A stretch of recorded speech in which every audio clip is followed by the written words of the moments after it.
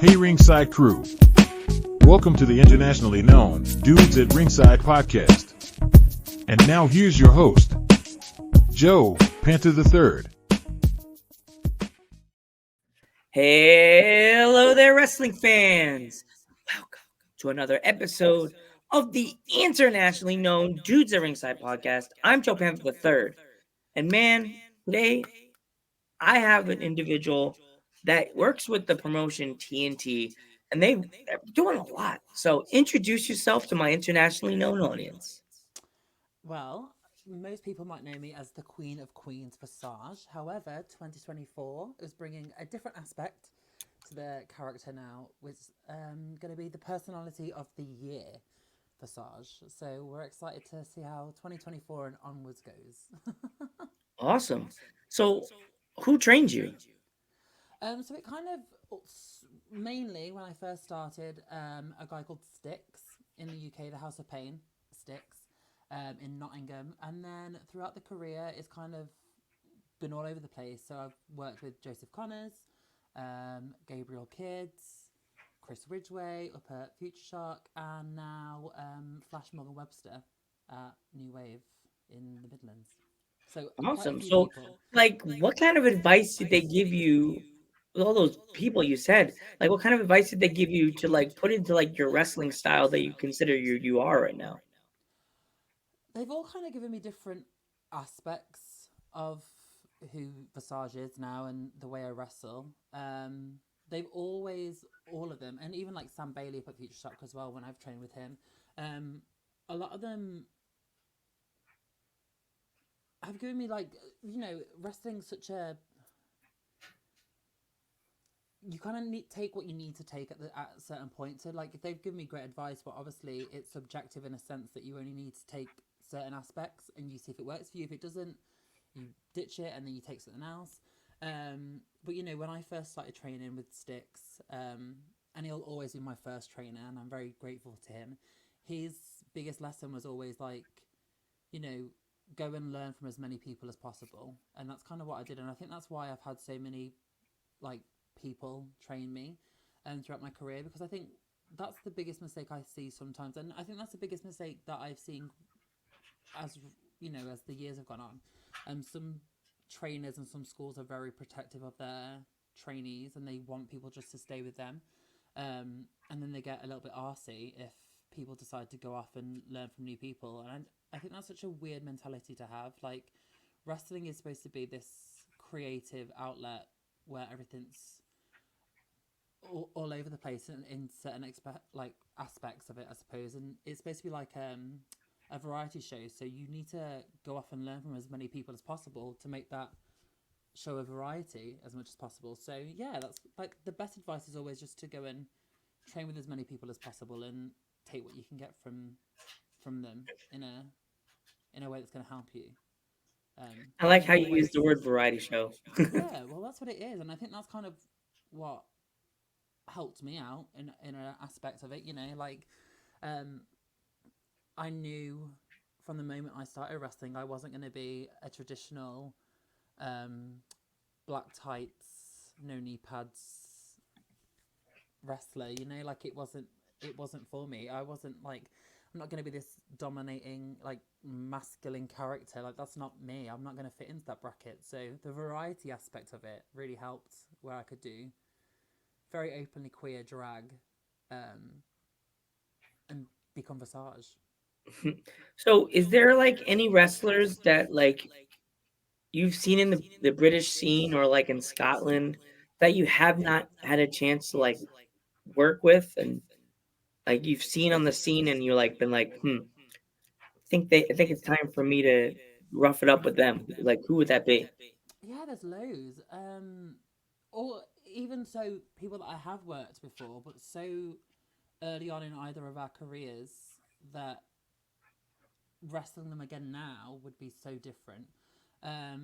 Especially now when I like, because I work closely a lot with New Wave now, in the Midlands and also in Wales. There's so many people that I've known for years. I've wrestled now since 2015, so it's been a good few years. That I've known for years, and I've had like personal connections with, but I've never touched. So I'd love to wrestle like Wild Boar, um, Flash, Mark Andrews. Like, there's so many people that I'd want to wrestle. But then even like the younger talent there, that are coming up that I get to go and see and watch. Like, I was, at a New Wave show yesterday in Wales, and it's incredible to watch what's coming out of these schools that I'd love to work. Um, Even like Kanji, she's one of my best friends. Like, we've trained together for years. We wrestled together a lot when she was first starting, but we've not touched in maybe, I don't know, 2-3 years in like a professional stance, like on shows. And I'd love to wrestle her again. Crowley, Alexis Felton. There's so many. And because I've just had a year out with an injury, it's been fascinating but also frustrating to watch how incredible people have become, that I was, coming along with. Um, and I'd love to just wrestle them again. It feels like I'm starting kind of afresh. Awesome. So, like, let's go back. Mm-hmm. When you first decided to step foot in the training facility, like, what was your thoughts when you were stepping in the doors and you finally put your bag down and you sat down in the chair? Like, what were you thinking the first time you sat down? You're like the very first day you walked in. I was shitting myself, if I'm being completely honest, especially because the House of Pain, where I first started training, now if you research them, they're this training facility that they've got now is incredible. Like, it's like a miniature PC. It's incredible. There's like 3 rings and a gym and all this. But when I first started, it was in like a garage, like a car parking lot garage, basically, with like a leaky roof, um, a shed that had like just a wooden shed that was like a makeshift toilet, like had a toilet plumbed in. It was very like, and it was in like a really rough area of Nottingham.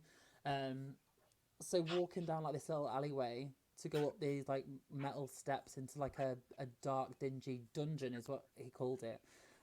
It felt like that. It was kind of, I don't know, scary. It was kind of like, oh, I don't know if I'm really cut out for this, because I'd just come from like drama school and like a theatre background where it was, Mm. I'd just come from like it being a bit more, I don't know, not professional. That's not the right word, but a bit more showy and a bit more glam. Mm. Um, to an aspect, to then go to this leaking garage with, I don't know, just the smell of like car fuel and everything. Like, it was a Oh bit God. intimidating, but it was the best experience as well, because once you stepped in the ring, well, like once I stepped in the ring and got to learn to bump and do sequences and really do something that I loved watching since I was little. That place became very much like home, and it was kind of cool that it was a bit like dingy and a bit rough, um, because you knew that you weren't really going to get many people coming just to take the piss out of it. We did have a lot of like, on the odd occasion we had like police officers turn up quite a few times, because they'd hear like what they thought was fighting, um, going on in this like what they thought was an abandoned warehouse car park thing. So I don't know what they thought was going on, like a little fight club, but then they'd walk in and see like a wrestling ring and like 30 very weird kind of different types of people.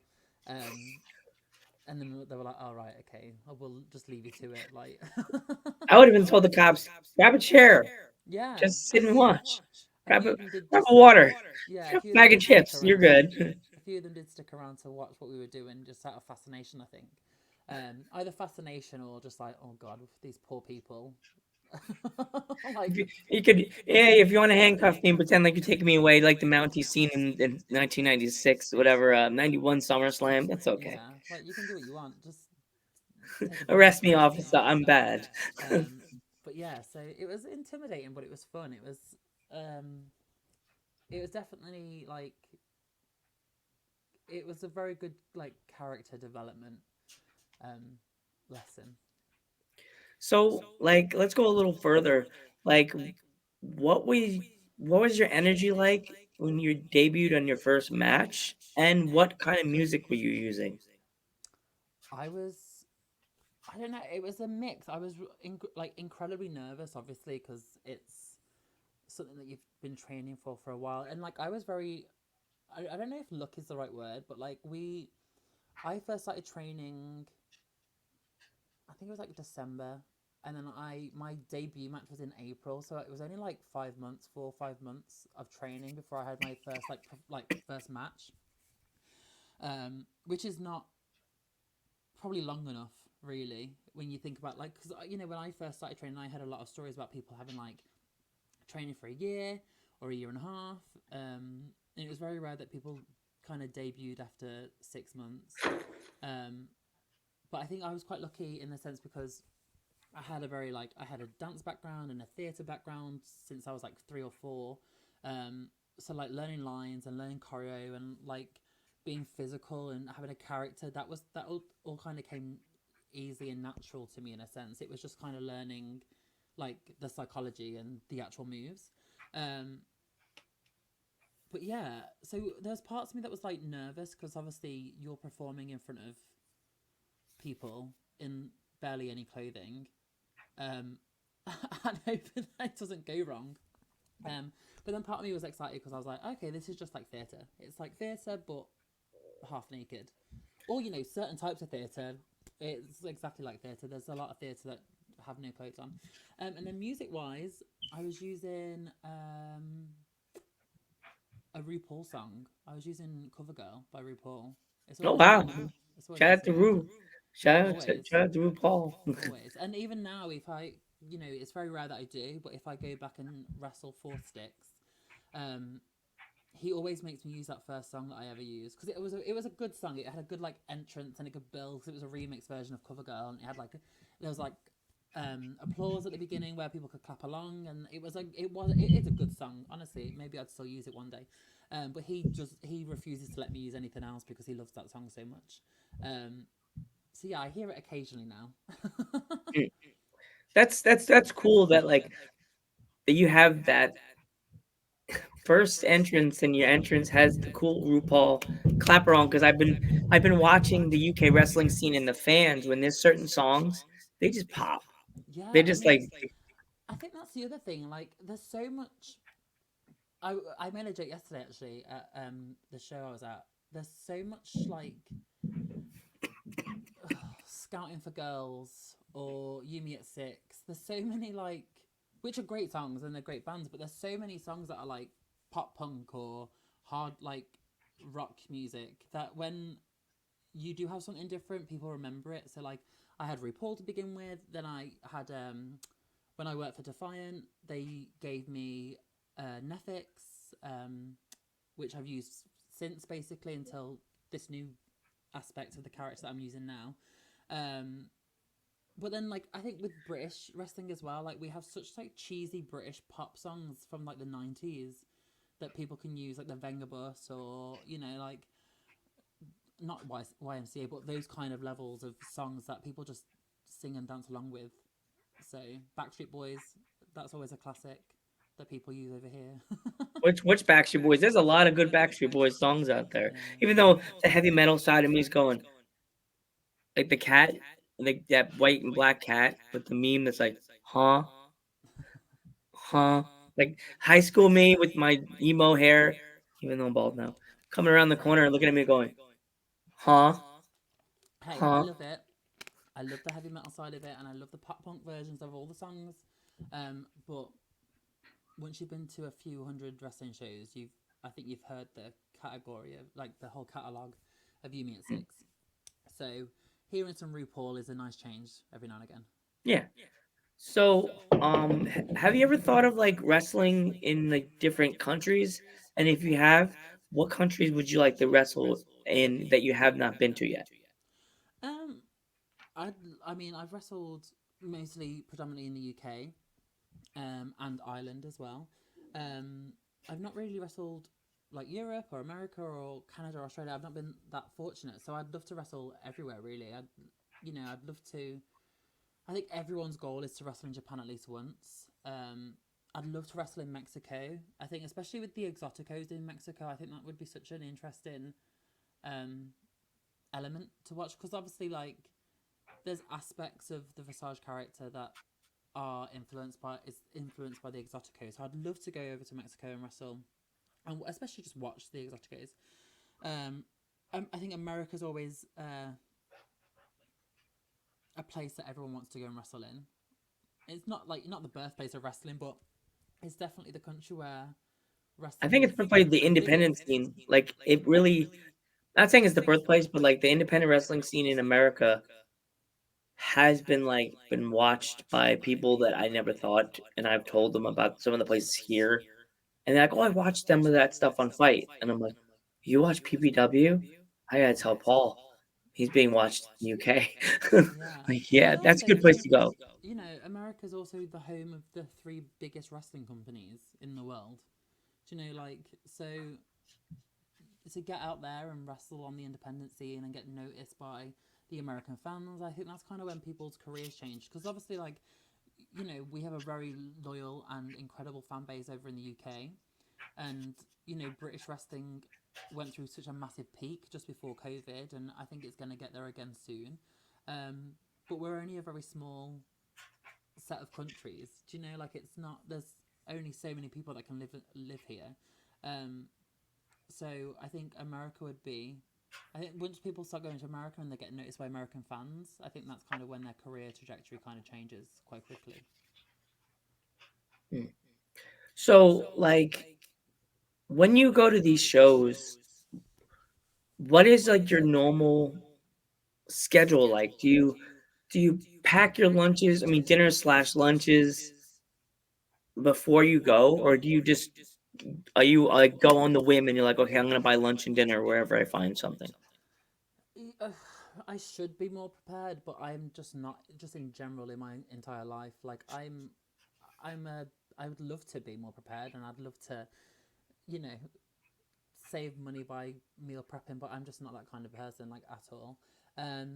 My usual show days are they've kind of changed recently because I used to wake up really early, like gym, shower, shave, then do like my whole face of makeup in like at my house before traveling to shows, regardless of where they were, whether they were like 30 minutes away or Newcastle, which is like 3.5 hours away from here.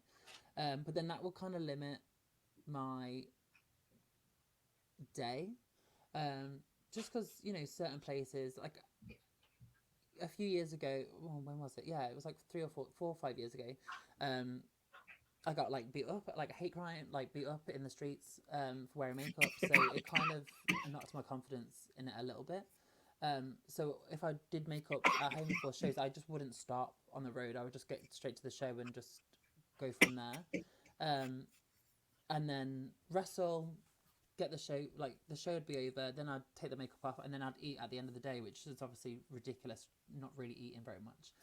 So it kind of changed because since where now I'll like get up, gym, shower, shave, pick up whoever I'm picking up, travel to the show, get some food on the way, get a coffee, um, introduce, like, say hello to everyone, get to talk to people that I've not seen for a while, run through anything that we need to run through, and then I'll start getting ready and um, do the show, which is, I don't know, a blessing and a curse because I'm, not as stressed, and I get like on the way there, I'm not as stressed during the initial part of the day, and I can kind of relax and stop off and get food and drinks and stuff, and then, but then more stressed at the show because I'm trying to get like full Visage ready and also plan whatever I need to plan and still trying to enjoy my social aspect of wrestling as well.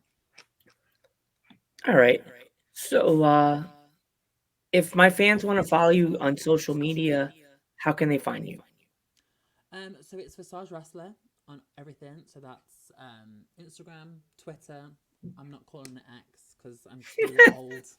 I'm too old to do that. And I just do this a lot. yeah, When I I'm not say necessarily Twitter, I that go old, Twitter. but like Twitter, I was, we all watched Twitter get born, so like it's been Twitter forever, so it's gonna be there. Yeah, so Instagram and Twitter, Visage Wrestler. If my fans want to pick up any merch of yours, how can they find it? There isn't anything at the moment. Oh no. There will be. That'll be all linked on my social media anyway. Well, you got to tell me first when you make a T-shirt so I could like show you off. Be like, look at this. See, I he was absolutely on my will. podcast, I biatches. absolutely will. I will. I'll send you something If you nice. get stickers, I need a sticker. I need a T-shirt. I need I need like a bandana. I need like Yeah. I I mean, had I had a we need Australian to get you wrestler a named sash. Savannah Summers Hmm. send me a T-shirt, and I was flabbergastedly happy. Like I was like, this is my first T-shirt from the UK. I mean, that's Australia. Oh, well, I promise. I'll hopefully have something by June. So Oh, when we're like June.